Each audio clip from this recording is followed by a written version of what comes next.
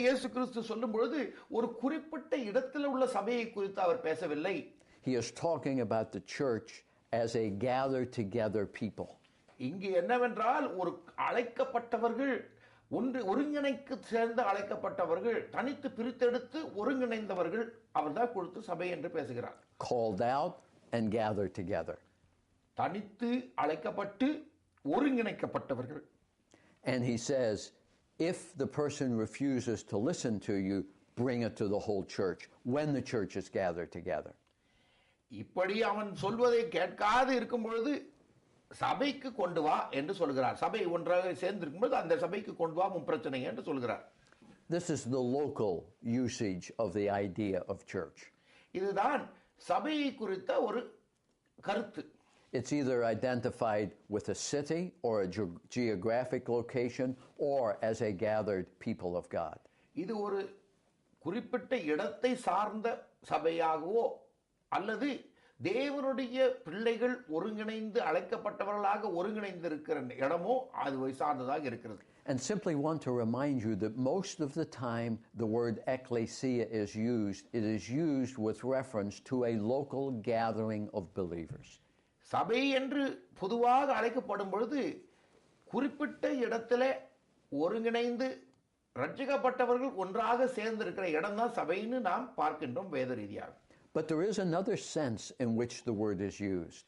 இன்னொரு வழியாக கூட புதிய ஏற்பாட்டில் சபையை குறித்து எக்லீசியா குறித்து பயன்படுத்தப்படுகிறது. It's used to describe the whole body of Christ worldwide.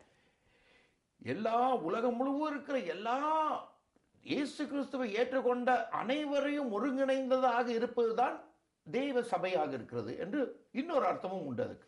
Not a local gathering, but the body of Christ worldwide.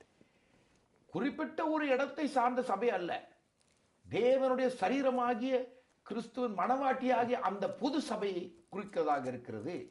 Let's look at a couple of passages where this is true. சில பாகங்களை நாம் பார்ப்போம். First of all, the book of Hebrews, chapter 12. எபிரேயர் 12ஆம் அதிகாரத்தை நாம் பார்ப்போம். Verses 22 and 23. 22 23 வசனங்கள். Hebrews 12 verse 22 says, "But you have come to Mount Zion, to the heavenly Jerusalem, to the city of the living God. You have come to thousands upon thousands of angels in joyful assembly, to the church of the firstborn, whose names are written in heaven. You have come to God, the judge of all men, to the spirits of righteous men made perfect, to Jesus, the mediator of a new covenant, and to the sprinkled blood that speaks a better word than the blood of Abel." நீங்களோ சீயோன் மலையிடத்திற்கும் ஜீவனுள்ள தேவனுடைய நகரமாகிய பரம எருசலேம் இடத்திற்கும் 1000-10,000 தேவதூதர்களிடத்திற்கும் பரலோகத்தில் பேரெழுதுகிறவராகிய முதற் பேரானவர்களின் சங்கமாகிய சபையினிடத்திற்கும் யாவருக்கும் நியாயாதிபதியாகிய தேவனிடத்திற்கும் பூரணப்பட்ட நீதிமான்களுடைய ஆவிகளிடத்திற்கும் புது உடன்படிக்கையின் மத்தியஸ்தராகிய இயேசு கிறிஸ்துவுக்கும் ஆபேலின் ஆபேலுடைய ரத்தம் பேசினதை பார்க்கிலும் நன்மையானவைகளை பேசுகிறவர்கள் ரத்தத்தை தெளிக்கப்படும் ரத்தத்தின் இடத்திற்கும் வந்து சேர்ந்தீர்கள். The church of the firstborn, whose names are written in heaven. மோட்சத்திலே உங்கள் பெயர் எழுதப்பட்டிருக்கிறது. Mano, I remember when my name was written down in heaven. I was 11 years old, living in Belfast, Northern Ireland, and I got down by my bed one night and invited Jesus into my life. மனோ, நான் 11 வயதாக இருக்கும் பொழுது Belfast என்ற இடத்திலே நான் ஒரு ராத்திரியிலே என்னுடைய படுக்கை அறையிலே படுக்கையின் பக்கத்திலே முழங்கால் படியிட்டு இயேசு கிறிஸ்துவை என் இருதயத்திலே ஏற்றுக்கொண்டேன். Tell me when you came to know the Lord. I accepted the Lord when I was 10 years old, and my father led me to Christ. Wonderful. When did you tell that in the language you were speaking? 10 வயதாக இருக்கும்போது நான் இயேசுவை ஏற்றுக்கொண்டேன். என் தகப்பனார் என்னை இயேசுவிடத்தில் வழி நடத்தினார்.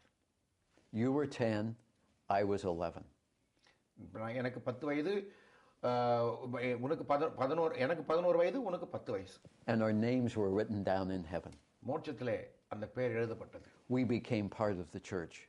சபையின் அங்கத்தினர்களாக ஆக்கப்பட்டோம். The church of the firstborn whose names are written in heaven. முதலிலே முதற்பேரானவர்களாகிய அவர் பேர் மூலமாக நாம் சபையிலே நம்முடைய பேர் அங்கே எழுதப்பட்டிருக்கிறது.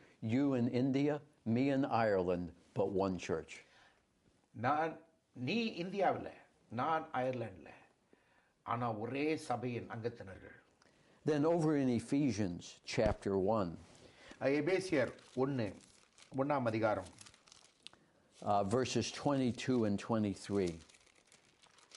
எபேசியர் 1 அதிகாரம் 21 22 வசனம்.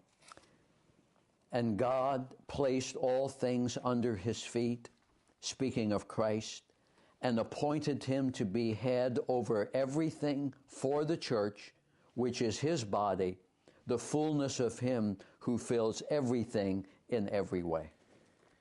எபேசியர் 1 அதிகாரம் 22 23 வசனங்கள். எல்லாவற்றையும் அவருடைய பாதங்களுக்கு கீழ்ப்படுத்தி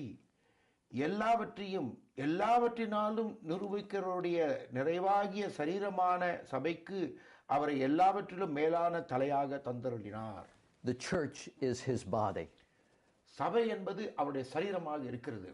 And though there are many local churches all over the world, ஏதோ குறிப்பிட்ட தனித்தனியான சபைகள் உலகம் முழுவதும் இருக்கிறது. we all belong to one body. ஆனால் நாம் எல்லாரும் ஒரே சரீரத்தை சேர்ந்தவர்களாக இருக்கிறோம். And that body is the church. அந்த சரீரம் தான் சபை. Some people call this idea the church universal. பொதுவான திருச்சபை, உலக திருச்சபை என்று இதை கூறுகிறார்கள். It's the idea that the church is also the body of Christ. இது தேவனுடைய சரீரம் என்ற அந்த கருத்தை உடையதாக இருக்கிறது. In Colossians, Paul takes up the same idea. கொலோசியர்லே Pavul அப்போஸ்தலர் இந்த கருத்தை நன்றாக கூறுகின்றார். Chapter 1 verse 18. 1:18 வசனம். And he is the head of the body, the church. He is the beginning and the firstborn from the dead, so that in everything he might have supremacy. அவரே சபையாகிய சரீரத்துக்கு தலையானவர், எல்லாவற்றிலும் முதல்வராய் இருக்கும்படிக்கு அவரே ஆதியும் மரித்தோரிலிருந்து எழுந்த முதற்பேரானவர்.